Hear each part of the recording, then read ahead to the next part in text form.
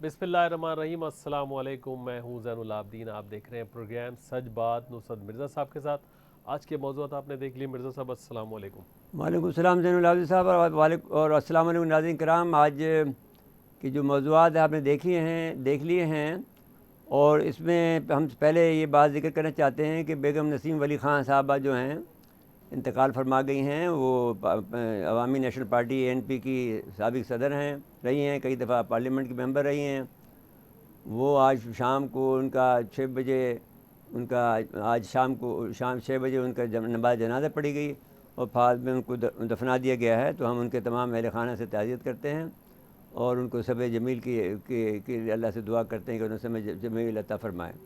اس کے بعد میں جو سب سے اہم خبر ہے آج اس وقت دنیا میں، جس کی وجہ سے OIC کا اجلاس ہوا ہے، جو کہ برسوں بعد ہوا ہے، جو کشمیر پر نہیں ہو سکا ہے، لیکن آج جو ہے کشمیر پہ جو فلسطین پہ ظلم و ستم برپا کیا گیا ہے اور جہاں پر سینکڑوں آدمی شہید ہو گئے ہیں، کئی بلڈنگیں تباہ ہو گئی، یہاں تک کہ صحافیوں کی بلڈنگ جو تھی اس کو بھی ان کو تباہ کر دیا ہے۔ اس کے دماغ درست کر سکتے، 1 منٹ کے اندر دماغ درست ہو جائے گا اگر پاکستان ان کا ساتھ دے۔ تو اب یہ صورتحال ایسی ہے، کچھ نہ کریں، اگر یہ لڑ نہیں سکتا نا، ان کے اندر جرت نہیں ہے، صرف بائیکاٹ کر دیں ان کی مصنوعات کا، نہیں بائیکاٹ اس کی مصنوعات ہمارے پاس تو نہیں آتی ہیں، لیکن اس کی بائیکاٹ تو یورپ کی کرے، امریکہ کی کرے۔ میرے صاحب کتنی مصنوعات، نہیں آپ بہت مصنوعات، اتنی مصنوعات نہیں ہیں، لیکن آپ کی مصنوعات سے وہ فرق بھی نہیں پڑے گا، لیکن اسلامی ملک پورے کریں تب، سارے اسلامی ملکوں کی بات کر رہا ہوں، فرق یہ پڑے نہیں گا۔ صرف پاکستان کرے تو کوئی فرق نہیں پڑے گا، ہاں یہ سارے پاکستان نہیں پڑے گا، پاکستان ان کی مدد کر سکتا ہے۔ جہاں ایران کر رہا ہے وہاں پاکستان بھی، ایران نے تو اس کو چھوٹے چھوٹے مدد دے دیے ہیں۔ اب آخر میں وہ زلزل کا استعمال کر رہے ہیں، جس کے 400 کلومیٹر جس میں رینج ہے، وہ انہوں نے کہا کہ زلزلہ آ جائے گا، آپ ایک ٹانگ پہ کھڑے ہو کر ہمارا انتظار کریں۔ اب جو اسماعیل ہانیہ نے یہ بات کہی ہے، نہیں انہوں نے کچھ نقصان پہنچایا ہے، نقصان تو پہنچایا ہے، 15-16 آدمی کے مرے ہیں، لیکن آئل ریفائنری پائپ لائن بھی تباہ یہ ہوئی ہے۔ یہ اسرائیل کا پروپیگنڈا ہے، ان کا ابھی تک کچھ نہیں ہوا ہے، لیکن ابھی کچھ ہو جائے گا، جو ابھی انہوں کو زلزل استعمال کریں گے۔ چلے وہ کچھ جواب تو دے رہے ہیں۔ ایک میزائل کا نام ہے جو ایران کا زلزل ہے، اس کا 400 کلومیٹر رینج ہے، اگر چلے گا، اگر ہزاروں کی تعداد میں وہ چل پڑے تو ان کا آئرن ڈروم اور یہ پیٹریاٹ نہیں روک سکے گا جی، اور ان کے اگر ایٹمی پروگرام پہ حملہ ہو گیا تو پھر وہ سارے کے سارے دفن ہو جائیں گے ویسے کے ویسے ہی، ایٹمی ری ایکٹر پہ اگر حملہ ہو گیا۔ جی بہرحال یہ افسوس کی بات ہے کہ ایک تو 37 اسلامی ملکوں کی فوج ہی بنی تھی بھائی، وہ تو سعودی عرب کی مدد کے لیے بنی تھی، وہ تو ختم ہوئی بات، وہ تو کچھ بھی نہیں کیا اس نے، وہ وہاں پر بس بیٹھے ہیں آرام سے ایئر کنڈیشن کمروں کے اندر، وہ کچھ بھی کوئی چیز نہیں ہے۔ چلیے اب مجھے بریک کے لیے کہا جا رہا ہے، بریک کے بعد آئیں گے تو پھر اگلے موضوع پہ چلیں گے۔ جی ناظرین مختصر وقفہ ہے، وقفے کے بعد دوبارہ آتے ہیں۔ ایک دفعہ پھر پروگرام میں خوش آمدید کہتے ہیں۔ اچھا میرے صاحب آرمی چیف کے بیان پر آ جائیں۔ 40 سال کا بیان آپ پہلے سنا دیں، پھر میں اس پر تبصرہ کرنا چاہتا ہوں۔ پہلے سنا دیتے ہیں۔ The notion of caliphate has not found any traction, but jihad has definitely been used to radicalize fairly large tracts of population. A fairly large number of people are radicalized, armed and empowered politically and ideologically. They cannot be wished away just because we don't like them anymore. Please note, we are harvesting what we sowed 40 years back. جی میرے صاحب، جی اگر میں سیاق و سباق کے ساتھ میں یہ کسی نے ہمیں یہ بھجوائی ہے کلپ، اگرچہ سیاق و سباق کے ساتھ ہم نہیں کہہ رہے ہیں، لیکن اگر جو یہ بیانیہ ہے کہ جو یہ کہہ رہے ہیں کہ جو بویا تھا وہ کاٹ رہے ہیں، تو اس میں ہم ذرا اس نیریٹو کو ہم ذرا اس کو، یہ افسوس ہے کہ جو ان کو بریفنگ دی گئی ہے، وہ بریفنگ جو لوگ دینے والے لوگوں کو اپنے آپ کو تصحیح کرنی چاہیے۔ چیف آف آرمی صاحب کا بیان اس طرح سے ہونا چاہیے کہ جو روس نے ہم نے کوئی غلطی نہیں کی تھی، ہم نے کوئی چیز نہیں کی تھی، روس خود حملہ آور ہوا، USSR حملہ آور ہوا افغانستان میں، اس لیے کہ وہ بہت زیادہ فرسٹریٹڈ تھا اور وہ تباہ ہونے جا رہا تھا، تو وہ چاہتا تھا گرم پانی تک پہنچے، تو وہ ہمیں روندنا چاہتا تھا، اور اس کی مزاحمت جنرل ضیاء الحق نے کی۔ تو میں جنرل صاحب سے کہنا چاہتا ہوں کہ یہ تصحیح آپ نے آدمیوں سے کروائیں، اپنے آپ کو لیں، آپ بریفنگ لیں۔ جو جنرل ضیاء الحق نے جس طرح سے اس کا مزاحمت کی، 2 سال تک پاکستان اکیلا مقابلہ کرتا رہا ہے، اور پھر اس کے بعد میں امریکہ آیا ہے، جو یہ بات نہیں ہے کہ یہ پاکستان نے اکیلا مقابلہ کیا ہے، اور اس کو سب سے بڑا خراج تحسین بروس رائڈل نے دیا ہے۔ وہ اگر آپ سننا چاہتے ہیں تو میں پہلے آپ کو سنا دیتا ہوں۔ جی وہ کلپ سنا دیتے ہیں، میں سنا دیں، پھر اس کی طرف میں آپ کو ترجمہ کر دینا چاہتا ہوں۔ جی What we won is a book about a successful intelligence operation. The war in Afghanistan, or more properly, the war against the Soviet 40th Red Army in Afghanistan, that began on Christmas Eve, December 1979, and ended in December 1979, ended in February 1989 with the retreat of Soviet forces across the Amur River back into the Soviet Union, was a global game changer. One part of that is pretty obvious. The war ended the myth of the invincibility of the Soviet army. From 1942 on, the Soviet Union had never lost a battle. The perception was the Red Army was invincible. It was not. It was defeated in Afghanistan. And if this war was anyone's war, it was Zia-ul-Haq's war. He is the person who made every critical decision about the war. He liked to tell his director of ISI, I want this to simmer just right. Don't let it boil too much, but always make sure the water is getting hotter and hotter for the Soviet Union. He made the decision to provide arms to the Mujahideen. He organized the political leadership of the Mujahideen. He decided which groups got which equipment. He decided that ISI teams would go into Afghanistan and actually command the Mujahideen on the battlefield. He decided that the Mujahideen would cross the Amur River and take the war into the Soviet Central Asia. And he decided when he wanted to bring the Stinger into the war. I know you all think it was Charlie Wilson's war. It wasn't. It was Zia-ul-Haq's war. जी मिर्जा साहब, general साहब, हमने कोई गलती नहीं की है, हमने कोई बोया नहीं, जो बोया था उन्होंने वो काटा, हमने अफगानिस्तान से USSR से बदला लिया क्योंकि हमने इस पाकिस्तान उन्होंने अलहदा कराया था, तो क्या गलत बात की, तो क्या बोया हमने, क्या अब जो बात आपने की थी तो वो जो ज़रब आज़म ने किया और कुछ काम रद्दुल फसाद ने कर दिया, आप अच्छी तरह से कंट्रोल कर रहे हैं, आपने बहुत अच्छी जंग लड़ी। तो अब जो ब्रूस राइडल ने जो किया है उसको तर्जुमा मैं कर देता हूँ। ब्रूस राइडल कहता है कि अफ़गानिस्तान में रूस की शिकस्त जो है जनरल ज़िया की हिकमत अमली की वजह से हुई। वो आपका चीफ ऑफ आर्मी स्टाफ था, आप उसकी इज़्ज़त करना सीखें। उन्होंने अस्करी हिकमत अमली के साथ सियासी हिकमत अमली भी बनाई। अफ़गान जहाज़ में मुख्तलिफ़ ग्रुप से उन्होंने काम लिया। ISI ने मुजाहिदीन के मुख्तलिफ़ ग्रुप को यकजा किया, हर एक की अलहदा जिम्मेदारी लगाई गई। इस जंग में कामयाबी के सहरा जनरल ज़िया के सर है। ज़िया एक लीडर था। ज़ियाउल्लाह को जुल्फ़िकार भुट्टो ने आर्मी चीफ बनाया। भुट्टो ज़िया के घर गए तो देखा खाना काबा मदीना मुनव्वरा की तस्वीर लगी हुई थी। उन्होंने कहा कि आपने तो अपने घर को मस्जिद की तरह रखा हुआ है। तो ज़िया एक इस्लाम पसंद जिहाद पर यकीन रखने वाले जन्नत थे। पाकिस्तान के कौमी सलामती के लिए उन्होंने कम्युनिज़म को शिकस्त दी। तो ये बात दुरुस्त है ब्रूस राइडल की, और हम इसकी गवाही देते हैं क्योंकि हम उस वक्त जवान थे और हम जानते थे कि क्या हो रहा है। अगर हम नहीं आते, अगर हम मुकाबला नहीं करते तो रूस हमें रोन तक चल जाता है। आपको ये बात याद होगी, आपको बता देंगे, एयर चीफ बता देंगे कि हमने USSR के 3-4 जहाज़ गिराए हैं और वो हमारी सरहदों पे आते थे। हम 3-4 जहाज़ गिरा दिए, लेकिन मलबा उनका हम कहाँ वापस कर देते थे। जिस तरह से कि हमने इंडिया का और उनके पायलट भी वापस कर देते, जिस तरह कि इंडिया का हमने अभिनंदन को आपने जो वापस किया है। तो ऐसी बात नहीं है। तो हमें रूस को रोकना बहुत ज़रूरी था और हमने रोका है। तो इसका जो आपकी बयानिया को दुरुस्त होना चाहिए, और आपको जो पुरानी पॉलिसी चली आ रही थी उसको आप रद्द करते जाएंगे और अपनी पॉलिसी को आप दुरुस्त करेंगे, तो ये कैसे दुरुस्त होगा? आपकी पॉलिसी को दूसरा आदमी रद्द कर देगा। तो ये ऐसी बात नहीं है। आप जो पॉलिसी कर रहे हैं, हम आपको उसको भी सराहते हैं कि आप एक बड़ा किरदार अदा कर रहे हैं। आप एक वज़ीर ख़ारजा, पूरी वज़ीर ख़ारजा चला रहे हैं। आप सऊदी अरब से अच्छे ताल्लुकात कर रहे हैं, आपने ईरान से अच्छे ताल्लुकात कराए, आपने ईरान से उससे UAE से अच्छे ताल्लुकात कराए। तो आपका अपना किरदार बहुत शानदार है, हम उसकी तारीफ़ करते हैं जी। लेकिन ब्रीफिंग को थोड़ा सा चेक करना चाहिए। ब्रीफिंग को आपको चेक करना चाहिए कि आपके सलाहकार जो हैं दुरुस्त नहीं है, वो पुराने ज़माने की बातें करते हैं। जो छोटे भाई हैं उनकी बातें करते हैं, उनमें डेप्थ नहीं है आपके सलाहकारों के अंदर। आपको जो ब्रीफिंग देते हैं उनको डेप्थ लाए उनके अंदर। कोई आदमी सीखे ये बात कि वो रूस हमें रोनना चाहता था। ये बात आपके रिकॉर्ड में होनी चाहिए थी। आपको कोई ब्रीफिंग जो देता है उसकी समझ में नहीं आई ये बात। एक जनरल एक वो चल रहा हुआ है बयानिया, जैसे पहले बयानिया आपने दे दिया था, जिस पर भी हमने उस वक्त भी एतराज़ किया था कि हम आखिरी गोली तक लड़ेंगे। भाई क्यों हम शिकस्त करना चाहते हैं? आखिरी गोली तक क्यों लड़ेंगे? हम कि तोपे खामोश करके चुप रहेंगे? तो ये हमारा बयानिया दुरुस्त है। अच्छा मेरे साहब, ये अफगानिस्तान वाली बात कर लें कि ये जो इनखला हो रहा है, इस दौरान जो दहशतगर्दी के पैदर पे वाक़यात, भाई ये जो स्पॉयलर्स हैं आपके, जो दाइश है उसके ज़रिए से अमेरिका खुद करा रहा है और इंडिया करा रहा है और अफगानिस्तान हुकूमत करा रही है, और नाम उनको दे रहे हैं तालिबान को।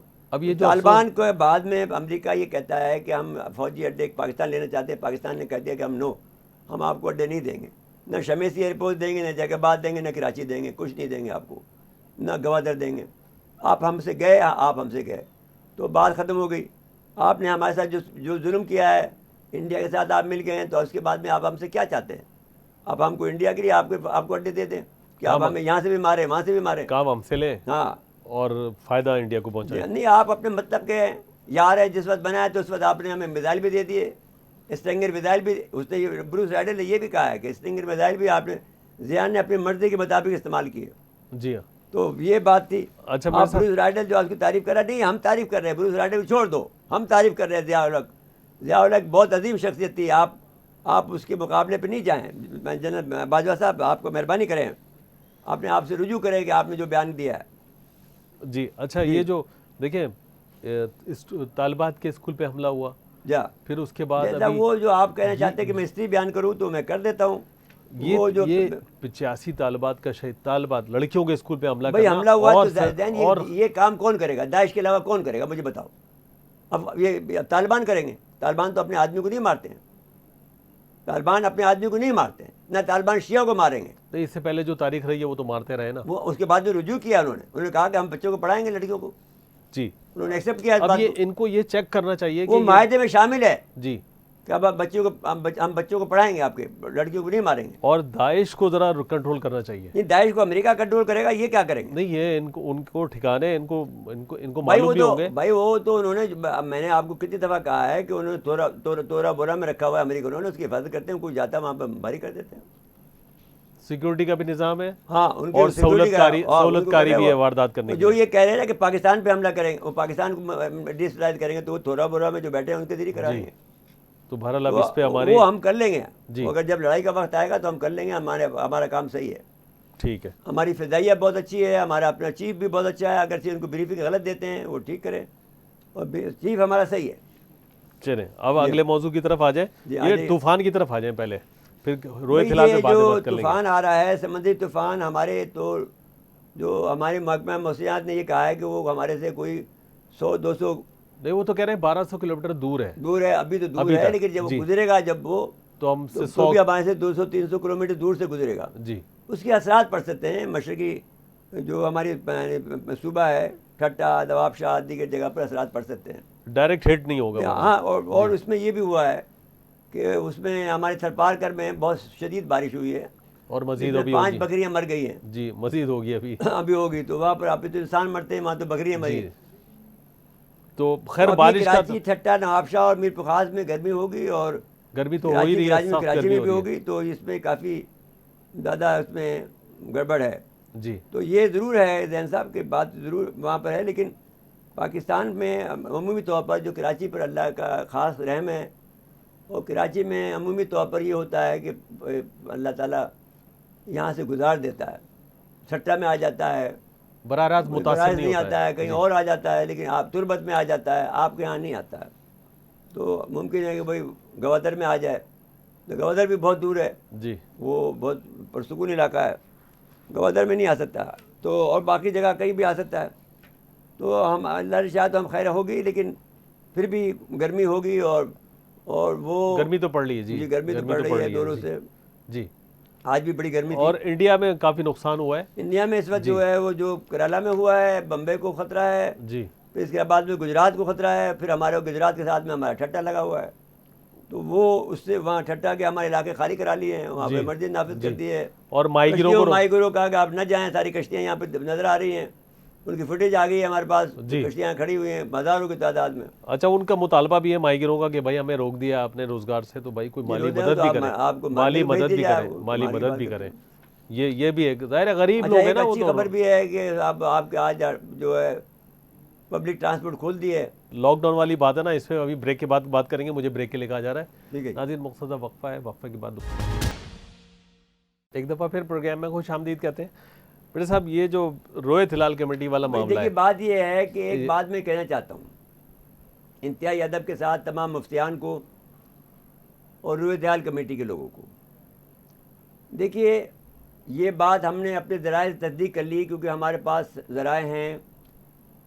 ہم نے وہاں پر چمن میں لوگوں سے بات کی. جی, تو جم غفیر نے دیکھا ہے, ایک گاؤں ہے مرگ کریس, یہ مرگ کریز اس لیے کہتے ہیں، کریز یہ ایک قسم کا نالا ہے جو مغلوں نے جو بنایا تھا پانی کا، کہ ایک آپ سمجھ لیجیے کہ پائپ ہے جو کہ سیمنٹ کا بنا ہوا پائپ ہے، وہ وہاں جا کے ختم ہو جاتا ہے، اس کے بعد میں وہ پائپ آگے نہیں جاتا، اس سے لوگ پانی بھی پیتے ہیں اور اس سے کھیتی باڑی بھی کرتے ہیں۔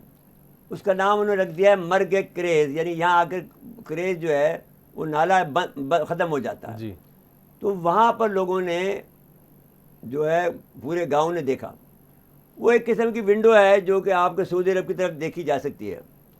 تو جو ہمارے آدمی نے بتایا وہ یہ بتایا جو کہ معتبر آدمی ہے، تو اس نے کہا کہ 12 سے 24 آدمی نے آ کر گواہی دی ہے کہ ہم نے چاند دیکھا ہے، اور وہ ایک قسم کی کھڑکی ہے۔ تو اب ان کو چاہیے رویت حال کمیٹی کو کہ ایسی جگہوں کو جہاں پہ چاند نظر آتا ہے، جیسے مرگ اب یہ کریز ہے، تو اس پہ ایک آپ اپنے یہاں پر ایک ٹیم بٹھائیں، اور جہاں پر یہ نظر آتا ہے عمومی طور پر جہاں پہ 10-12 جگہ پر جہاں پر جو یہاں سے جو شور شرابہ ہوتا ہے آپ کا، بھئی کوئی نہ کوئی چیز ایسا ہے کہ آپ کا جو ملک ہے، آپ اسٹریٹجک کہتے ہیں اپنے آپ کو، آپ اس سے بھی ملے ہوئے ہیں، اس سے سینٹرل ایشیا سے بھی ملے ہوئے ہیں، مڈل ایسٹ سے بھی ملے ہوئے ہیں، جی تو آپ کو کسی نہ کسی جگہ سے آپ کو چاند نظر آ جائے گا مڈل ایسٹ کا، ایسا نہیں ہے کہ نہیں نظر آ سکتا۔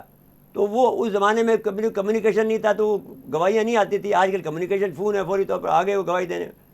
12 آدمی جنہوں نے گواہی دی تھی وہ آدمی متشرع تھے، اور چاہے وہ کسی بھی مسلک کے لوگ ہوں، جی تو انہوں نے گواہی دی اور ٹھیک بات دی۔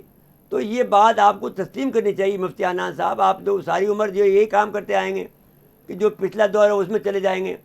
یہ ٹھیک ہے کہ کراچی، اسلام آباد، لاہور میں جو چاند ہے وہ نظر نہیں آ سکتا تھا، لیکن مرگ کریز میں تو آیا نا نظر، نا جو آپ کے ملک کا حصہ ہے، جی اس کے آپ کے ملک کے حصے کو آپ کیسے نہیں مانیں گے؟ چمن سے عبدالرزاق برق صاحب سینئر صحافی ہمارے ساتھ جی ٹیلی لائن پہ موجود ہیں۔ عبدالبرق صاحب کیا حال ہیں، کیسے بتا؟ عبدالرزاق برق صاحب السلام علیکم۔ وعلیکم السلام سر، آپ خیریت سے ہو؟ ٹھیک ٹھاک؟ بھائی آپ کی تو کہانی میں نے بیان کر دی، آپ نے ابھی بات کرے، کیا فرمائیں، کیا چاند کی خبر بتائیں پہلے کیسے ہوا؟ سر یہ چمن میں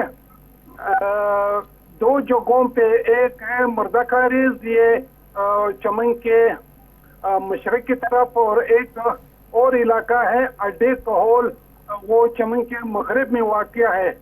یہاں پہ تقریباً 30 افراد نے جو ہے وہ چاند دیکھا تھا، اور انہوں نے یہاں کے 2 رویت ہلال کمیٹی والے تھے، ایک کا سربراہ جو تھا مولوی متی اللہ صاحب، اور دوسرا مولانا محمد یوسف صاحب جو علامہ عبدالغنی صاحب کا بیٹا ہے۔ تو ان کے پاس جو ہے زیادہ لوگ ادھر گئے اور چاند دیکھنے کی اطلاع اس کو دے دی کہ ہم نے دیکھ لیا۔ پھر اسی مولانا محمد یوسف صاحب جو ہے انہوں نے مولانا عبدالخبیر آزاد کو ٹیلی فون کیا کہ یہاں پہ تقریباً 30 افراد نے جو ہے چاند کو دیکھا ہے۔ تو انہوں نے اس کی بنیاد پہ جو ہے عید منانے کا اعلان کیا مولانا عبدالخبیر آزاد نے۔ اچھا یہ فرمائیں کہ اس علاقے میں یہ جو لوگ ہیں، یہ لوگ غیر سیاسی لوگ ہیں یا کوئی نیک لوگ ہیں، کیا لوگ اچھے لوگ ہیں، یہ لوگ دینی لوگ ہیں؟ سر یہاں پہ جنہوں نے گواہی دی وہ دینی لوگ تھے، دینی لوگ تھے؟ سر آپ کی اطلاع کے لیے عرض یہ ہے کہ یہ جو علاقہ ہے یہ جو جماعت علماء اسلام مولانا فضل الرحمان گروپ اور عوامی نیشنل پارٹی اور پشتونخوا ملی عوامی پارٹی کا جو ہے وہ گڑھ ہے۔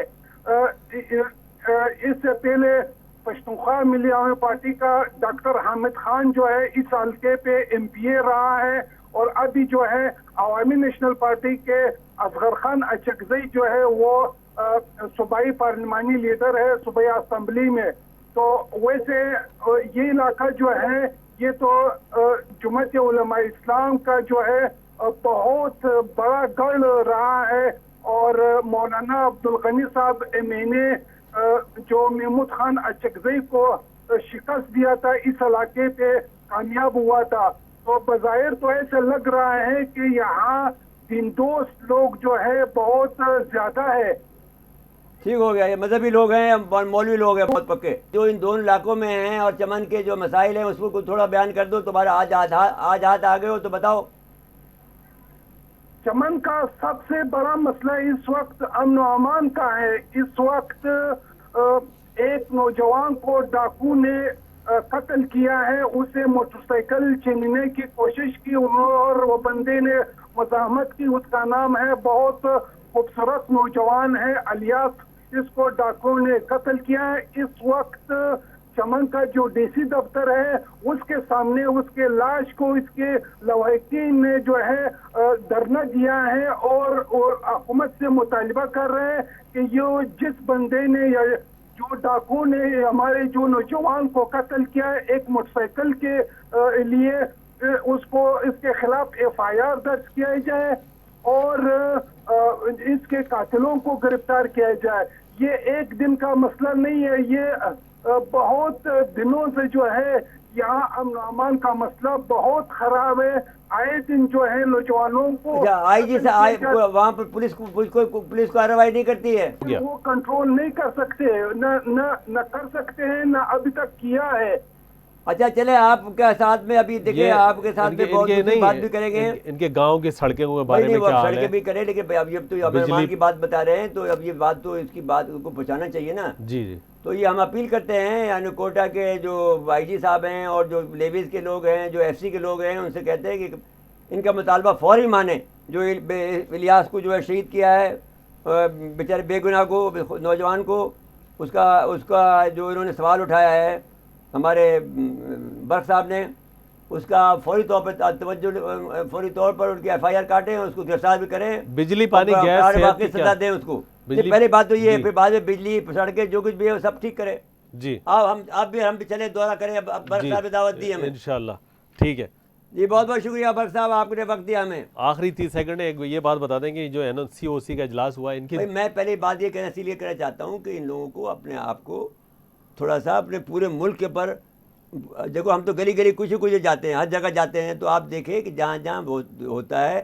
اب یہ بات تو کتنی کلیئر ہو گئی کہ وہ تو مولانا فضل الرحمان کا علاقہ ہے, وہ اس علاقے کے آدمی کو گواہیاں دی. اچھا صحیح, پختونخوا ملی ہے وہیں پارٹی کا وہ بھی ہے, لیکن وہ بھی بھائی مولانا فضل الرحمان گواہی تو دی ہے مولانا عبد الغنی کو. عوامی نیشنل پارٹی کے جو جو MNA تھے اس کے ان کے سامنے پیش ہوئے ہیں, انہوں نے تصدیق کر لی ہے. تو اس کا مطلب ہے کلیئر بات ہوگی, مولانا فضل الرحمان کی پارٹی کے آدمی نے قبول کیا ہے. جی بالکل ٹھیک ہے. یہ عید کا سہرا ان کے سر ہے. ٹھیک ہے. اچھا آخری 30 سیکنڈ, NCOC نے ساری دشمنی تاجروں سے رمضان میں نکالی. اب 8 بجے کا ٹائم کر دیا ہے, پہلے 6 بجے کا تھا, پہلے بھی 8 بجے کیا جا سکتا تھا. بھائی دیکھو نا, یہ NCOC کس لیے ہے؟ NCOC پاکستان کے لوگوں کے لیے, تاجروں کی دشمنی کے لیے ہے کہ کراچی کا کوئی پرسان حال نہیں ہے, اس کا کوئی اونرشپ نہیں ہے. جب ہم نے کئی دفعہ کتنے آپ نے تاجروں کو بلایا, جی کوئی تیار نہیں ہوتا کراچی کو اونرشپ لینے کے لیے, بس پیسے کمانے کو چاہتے ہیں. بس یہ بھی مسئلہ ہے, اسی لیے اور پس رہے ہیں. ٹھیک ہے, بہت ختم ہوا پروگرام کا. ناظرین آج کے لیے اتنا ہی, آئندہ پروگرام تک کے لیے اجازت چاہتے ہیں. اللہ حافظ.